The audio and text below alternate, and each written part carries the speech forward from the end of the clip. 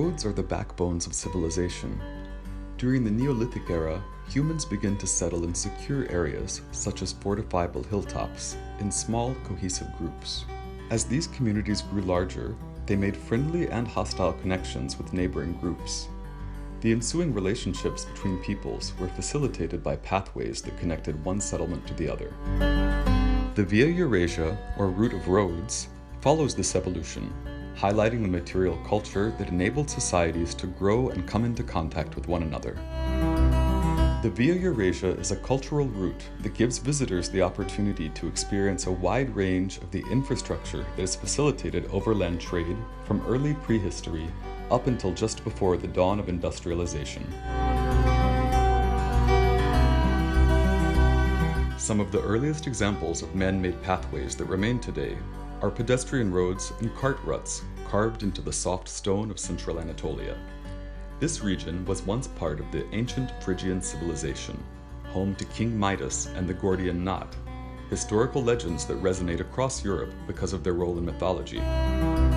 The Via Eurasia traces many of these Phrygian paths that remain today. These paths lead walkers past several important examples of Phrygian architecture and stone carving, enriching visitors' experience by immersing them in the deep history of the region.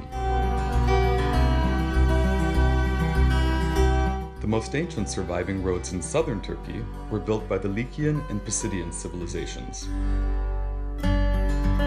They date from around the same time as those in Phrygia. These roads, constructed of gravel or cut stone blocks, rise and fall over the hills leading up from the Mediterranean. Alongside these roads, we can already find the remnants of the larger transportation infrastructure that was necessary for people to move across large expanses of terrain. Rudimentary millstones were present along these routes, as they would make the transportation of goods such as wheat and olive oil much more efficient. Wells and watering basins for pack animals, another integral part of pre-modern road travel, were also preserved. There are examples of distinctive Lycian stone graves interring those who died while away from home. Furthermore, the entrance to Pisidian towns are marked by carvings of the god Apollo, waymarkers that simultaneously functioned as religious symbols and signage for travelers.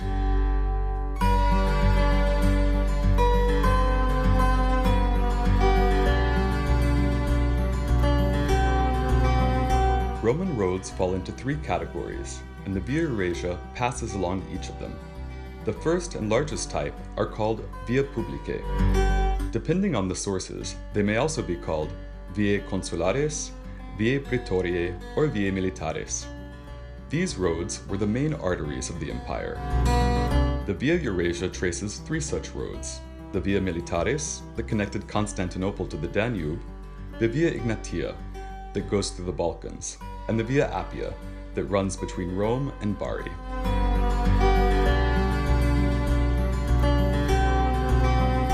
Here is two layers of medieval road.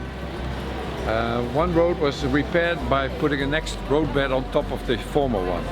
The newest road is with the big slabs, and both roads are made of relatively soft stones that have been cut through by the wheels of the carts that used it. And these are now both visible in the older one and the newer road. And actually we're looking at the porta of the medieval city, which is enclosed. It's a semi-enclosed area, so they could control traffic going in and out of the city.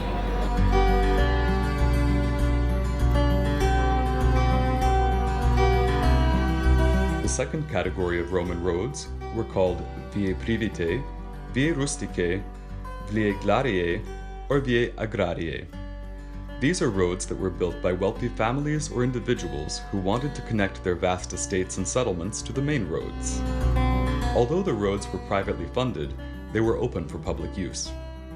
The Via Eurasia features examples of such roads in northern Anatolia around the ancient cities of Nicaea and Prusa. The smallest category of Roman roads were the Via Vicinales, rural public roads that connected villages to the main roads. These were maintained by the regional magistrates. The Via Eurasia features Via Vicinales in parts of central southern Anatolia.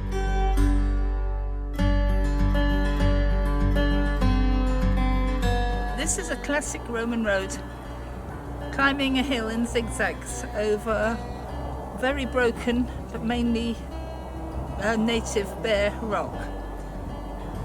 It was about 2 meters wide from here to here.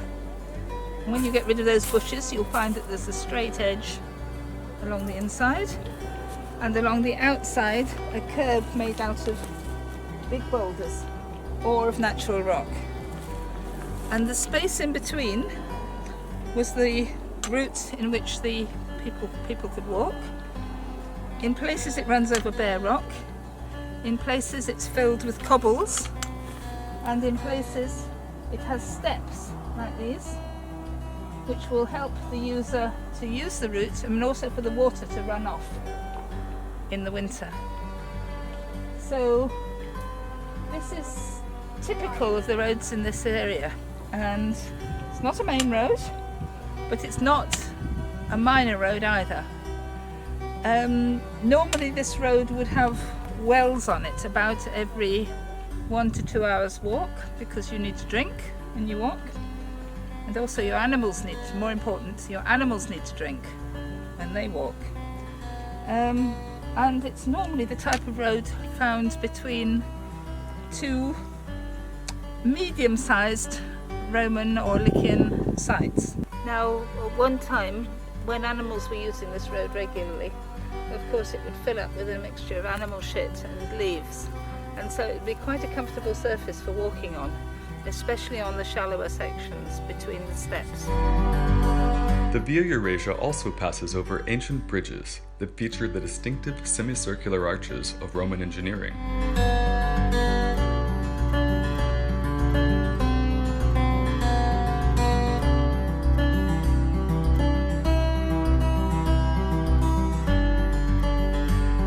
By and large, the Byzantine Empire continued to use the road network built by its predecessor. However, the Byzantine system expanded to connect its extensive number of rural monasteries to the cities.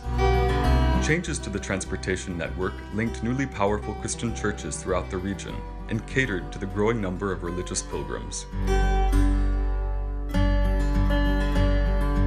While the Ottoman road system followed many of the same paths as the roads that came before it, the Turkic Empire's engineering innovations were many and varied. Ottoman roads and bridges have a distinctive look.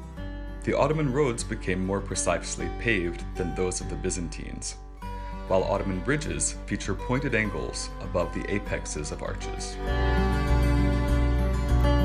Additionally, the Ottoman Empire invested in transportation infrastructure.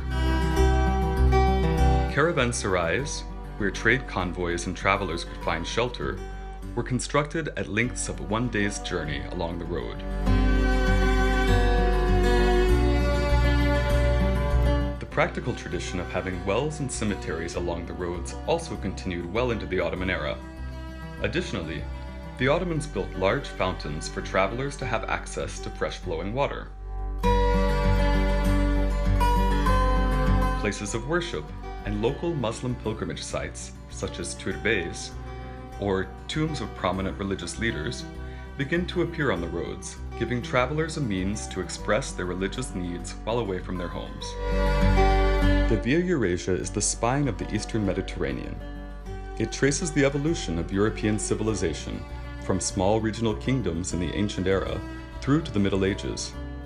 It tells the story of how cultures come into contact, change one another through trade and warfare, and integrate into larger, more connected polities. Developing hand in hand with technological innovations, such as the use of camels for overland trade, or the standardization of wheels and axles, roads are a reflection of our ingenuity and interconnected humanity. The history of roads is the history of Europe.